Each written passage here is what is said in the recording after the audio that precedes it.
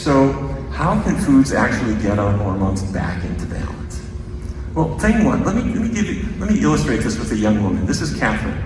Catherine was from Louisiana, and she was an Air Force aerospace engineer and one of the first people to go into Iraq in 2003 because she got the military bases ready. And when you're in a war zone and you're working really hard and you're eating what the government provides, you do not gain a lot of weight. But as her tour of duty came to an end, she got shipped back to the US, and her friend said, "What foods did you really miss the most when you were over there in Iraq?" And what she missed was mac and cheese, cheese this, cheese that, cheese all kinds of things. And she ate a lot of this stuff upon her return. And in fact, a friend of hers gave her an entire case of macaroni and cheese dinners. There's 48 of them in a case. And she, for 48 days straight, she actually ate macaroni and cheese. I'm not making this up. She actually did this. She gained weight. But she also noticed something else. She started to develop pain in her abdomen. And as the months went by, her pain was getting worse and worse and worse. It was especially bad with her cycle, but it was never really gone. And after a lot of evaluations, her doctor did a laparoscopy. It's where you put a little incision below the belly button and you put in a scope and you look around. The doctor said, "We have your diagnosis." This is a condition called endometriosis. Cells that line the uterus have escaped. They apparently are going up through the fallopian tubes, and they can implant on your intestinal tract. They can implant on the ovaries. They can strangle the fallopian tubes.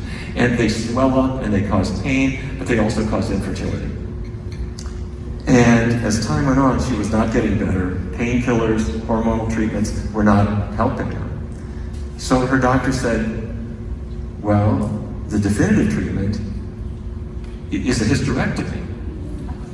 She said, well, my husband and I are kind of newlyweds, and we haven't had an opportunity to start our family yet. But she wasn't getting any better. And she reflected on it, and the doctor said, look, this is not really such a tough decision. This disease has made you infertile anyway, in all likelihood. So if you go ahead and have the procedure, you're going to feel a whole lot better. So she said, all right, fine.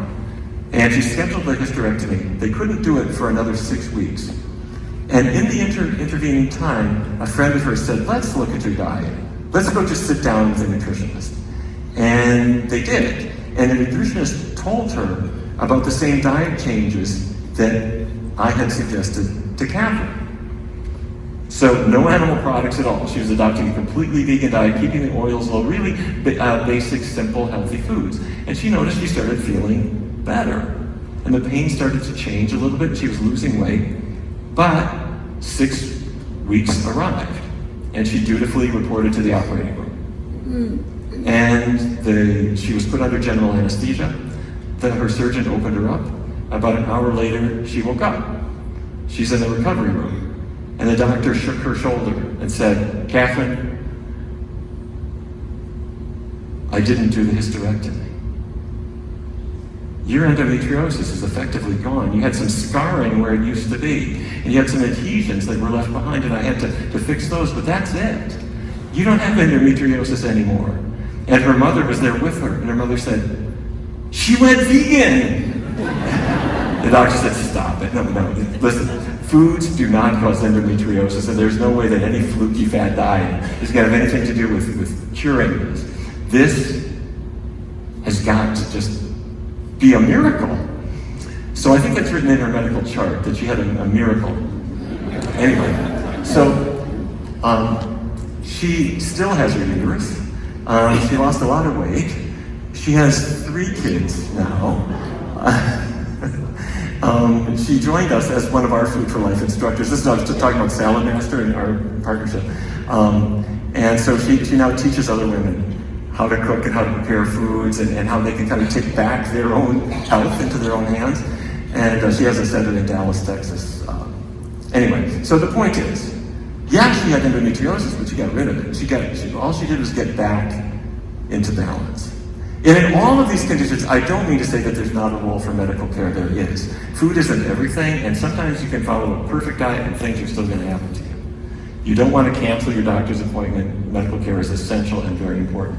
But the most important thing is the body's healing ability. You don't want to discount that.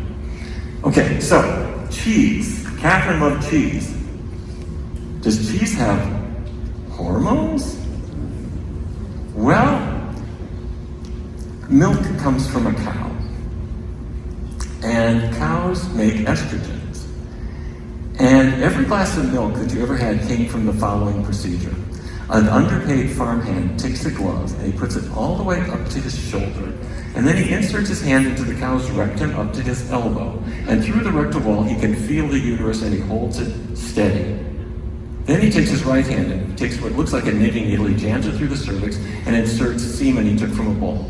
And that cow is now impregnated, whether she wants to be or not. She's not going to object because she's chained by the neck. And of course, her offspring, she's not going to raise them because that would defeat the purpose of the dairy. The male calves are killed, the females are put in an isolation hutch, and they will be impregnated when they're old enough. So cows are, I know this sounds creepy, but it's a useful mental image to retain for when you think about where milk comes from. Cows are kept pregnant annually. Their gestation is 9 months out of 12, which means that if you had a bowl of ice cream or a slice of cheese, odds are it came from a pregnant cow. So if cows make estrogen, pregnant cows make a lot more. And so it gets into their plasma, and from there it goes into their milk. And you say, how much can it be? Well, your average American consumes 35 pounds of cheese every year, plus ice cream, plus milk, plus butter, plus the dairy products that are baked into cookies and pies and things. And it's a substantial amount. And it's more than enough to affect your hormones. There's no such thing as hormone-free milk.